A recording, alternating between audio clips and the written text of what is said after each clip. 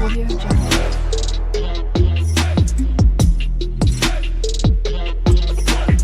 Audio Jungle. Hello friends, आपका स्वागत है आपके अपने चैनल स्टडी स्टेप्स पर। आज हम बहुपद का गुणनखंड, फैक्टराइजेशन ऑफ पॉलिनोमियल निकालना सीखेंगे। आज आप जो मेथड है, किसी भी सवाल को, किसी भी बहुपद के जो सवाल होंगे उसका गुणनखंड निकालना सीख जाएंगे। तो चलिए वीडियो में आगे बढ़ते हैं और बहुपद का गुणनखंड निकालना सीखते हैं। फ्रेंड्स, हमने एक सवाल लिया है, एक बहुपद x square minus 8x plus 15। इस बहुपद का हमें गुणनखंड ज्ञात करना है। तो चलिए हम सीखते हैं इसका गुणनखंड किस तरह से करेंगे। सबसे पहले हम यहाँ पे हल लिख लेते हैं। इस बहुपद का गुणनखंड करने के लिए सबसे पहले हमको इस बहुपद का तुलना करना पड़ेगा A X square plus B X plus C. इस बहुपद से तुलना करेंगे, तुलना करके हम ए बी और सी की वैल्यू इसमें से प्राप्त करेंगे।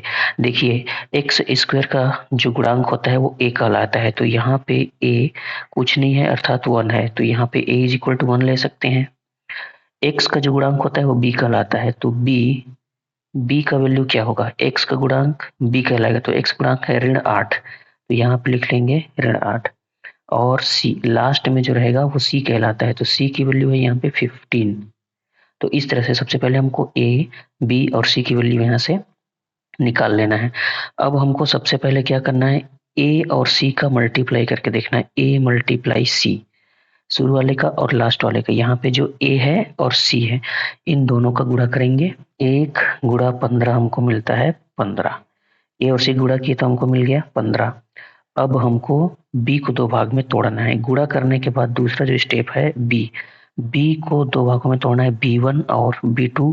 तो बी की वैल्यू यहाँ पे ऋण 8, तो ऋण 8 को हमें दो भाग में तोड़ना है। ऋण 8 को दो भाग में तोड़ना है, कैसे तोड़ना है, ऐसे दो भाग में तोड़ेंगे, ऐसे दो संख्याओं में तोड़ेंगे कि उन दो संख्याओं को जोड़ने या घटाने पर आ जाए ऋण 8 और गुणा करने पर आना चाहिए 15। तो ऐसी कौन सी संख्या है, तो जैसे हम गुणा करेंगे तो 3 गुणा 5, 3 पंचे हमको मिलता है 15, तो 5 और 3 ऐसा कोई भी संख्या आप सोच सकते हैं। तो 5 और 3 का जब गुणा करने के लिए हमको 5 और 3, तो हमको 15 प्राप्त करने के लिए 5 और 3 का गुणा करना पड़ेगा, या फिर 15 एकम 15, 5 दिया 15 होता है और 15 एकम 15। तो 15 और 1 को जब जोड़ेंगे या घटाएंगे तो हमको 8 नहीं मिल रहा है, लेकिन 5 और 3 को गुणा करने पर 15 मिलता है और जोड़ने पर ऋण 8 मिलता है। तो हम लेंगे 5 और 3 को, तो यहाँ पे ले लेते हैं 5 और यहाँ पे ले लेते हैं 3। तो जोड़ना है हमको, और चूंकि ये ऋण है तो जोड़ने के लिए चिन्ह समान होना चाहिए, तो ये भी ऋणात्मक और ये भी ऋणात्मक, तो ऋण 5 और ऋण 3, इस तरह से हमको चिन्हों का डिसाइड करना है। चलिए, अब ऋण 5 और ऋण 3 दो भाग में हमने तोड़ लिया है, 5 दिया 15 मिल रहा है और 5 3 8, तो 5 और 3। अब यहाँ पे बहुपद को हम तोड़ लेते हैं, ये हो गया एक्स स्क्वायर, ऋण 8x जो था इसी को दो भाग में हमको तोड़ना था, तो हमने तोड़ लिया ऋण 5 और ऋण 3, तो यहाँ पे हो गया ऋण 5x और ऋण 3x धन 15। इस तरह से देखिए, ऋण 8x दो भाग में टूट गया, ऋण 5x और ऋण 3 ये।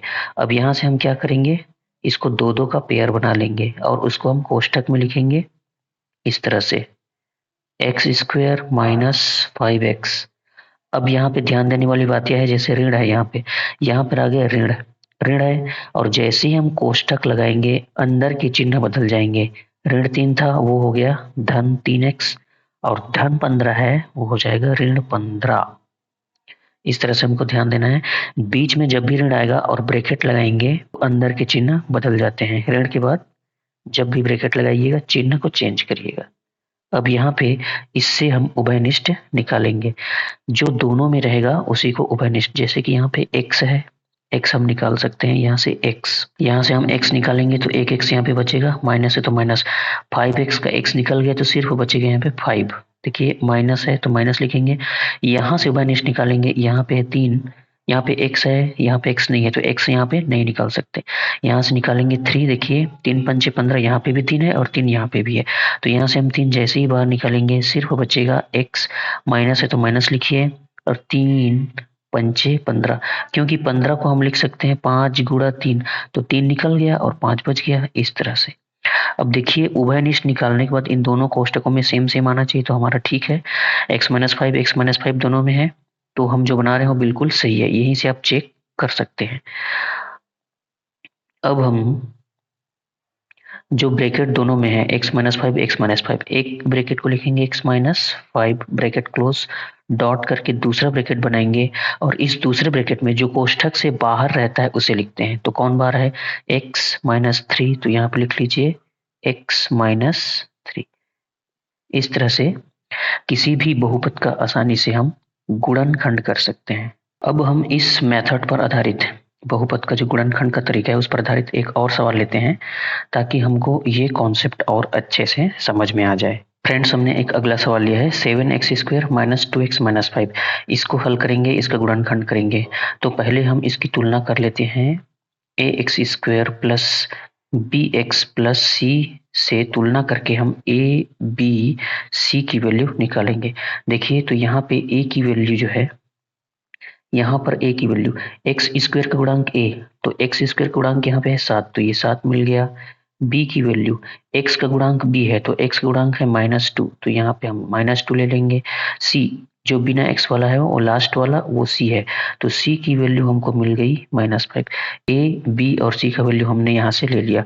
अब हम a और c का यहाँ से गुणा कर देखते हैं। हमारा जो मेथड है a और c का गुणा, तो a और c का गुणा करेंगे यानी कि 7 गुणा -5, ये जो 7 मल्टीप्लाई -5, ये मिल जाएगा -35, ऋण 35 मिल गया। ए और सी का गुणा किया हमने, ऋण 35 मिला।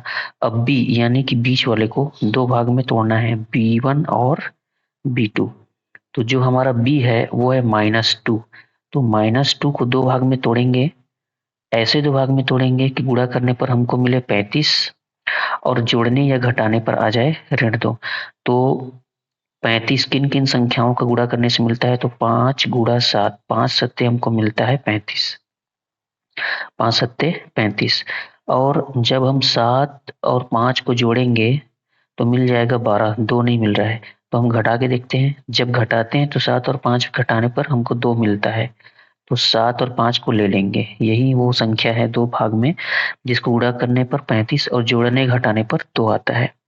लेकिन यहाँ पर ध्यान देने वाली बात यह है कि 7 और 5 को जब घटाएंगे तो ऋणात्मक कौन होगा और धनात्मक कौन होगा? तो इसको डिसाइड करने के लिए हम देखेंगे कि देखिए 2 में ऋण है, तो 7 और 5 में बड़ा कौन है? बड़ा है 7, तो 7 को ऋणात्मक ले लीजिए और जब 7 ऋणात्मक हो जाएगा तो 5 अपने आप धनात्मक ले लीजिए। इस तरह से बड़ी संख्या को ऋणात्मक लेंगे तो छोटी संख्या अपने आप धनात्मक हो जाएगा। कब? जब हमें घटाना हो तब। इस तरह से आप चिन्हों का डिसाइड आसानी से कर सकते हैं। तो ऋण 5 धन 5, ऋण 7 धन 5, इस तरह से दो संख्याओं में तोड़ लिया। अब इसको यहाँ पे लिखेंगे, ये हो गया 7x²। ऋण 2x को मैंने लिखा ऋण 7x धन 5x, ऋण 5 पहले से है उसको इस तरह से लिख लीजिए। 7x² minus 2x minus 5, 7x² minus 7x plus 5x minus 5। ये देखिए 4 भाग में टूट गया। ये ऋण 2x को मैंने 2 भाग में तोड़ दिया, ऋण 7x धन 5x। अब यहाँ से हम इसको 2 का पेयर बना के कोष्टक में लिखेंगे। ये हो गया 7x² माइनस 7x, बीच में प्लस है तो प्लस। अब दूसरा ब्रैकेट में इसको लिख लेंगे 5x माइनस 5। अब यहाँ से हम उभयनिष्ठ निकालेंगे, जो दोनों में होगा वही उभयनिष्ठ निकलेगा। देखिए यहाँ पे 7 है, यहाँ पे 7 है, तो 7 निकल जाएगा। यहाँ पे x है और यहाँ पे x, तो x भी, यानी कि 7 भी निकलेगा और x भी निकलेगा। जो बचेगा उसको अंदर लिखेंगे, 7 निकल गया, x निकल गया, लेकिन स्क्वायर है तो एक x बचेगा, माइनस है तो माइनस। 7x पूरा निकल गया तो कुछ नहीं बच रहा है, तो क्या लिखेंगे? 1। यहाँ पे धन है तो धन, यहाँ से 5 निकलेगा। देखिए x तो एक ही जगह है तो हम 5 को निकाल देंगे, तो यहाँ पे 5 निकल गया, तो यहाँ पे बचा x, माइनस है तो माइनस। 5 यहाँ पे पूरी तरह से निकल गया, कुछ नहीं बच रहा है, तो क्या लिखेंगे? 1। इस तरह से जब भी हम उभयनिष्ठ निकालेंगे तो दोनों कोष्टकों में सेम बहुपद या आना चाहिए। तो यहाँ पे देखिए, यहाँ पे x -1 है, यहाँ पर भी x -1 है, दोनों में समान है, तो एक x -1 को बस लिखना है, दूसरे को नहीं। डॉट करके जो दूसरा ब्रैकेट बनाएंगे उसमें जो कोष्टक से बाहर होता है उसे लिखेंगे। तो 7x + 5, तो ये हो गया 7x + 5 इसको यहाँ पे लिख लेंगे। इस तरह से इस बहुपद को 7x² माइनस 2x माइनस 5 को हमने दो गुणनखंड में मतलब दो पार्ट में गुणनखंड इसका कर दिया। 7x² माइनस 2x माइनस 5 के गुणनखंड हैं x माइनस 1 और 7x प्लस 5। इस तरह से आप किसी भी सवाल को इस मेथड का इस्तेमाल करके गुणनखंड कर सकते हैं। आशा करता हूँ इस वीडियो से आप गुणनखंड निकालना अच्छे से सीख गए होंगे। अगर वीडियो अच्छा लगे तो हमारे वीडियो को लाइक करें। मिलते हैं अगले वीडियो में कुछ ऐसे ही सवाल लेकर, तब तक के लिए धन्यवाद। जय हिंद।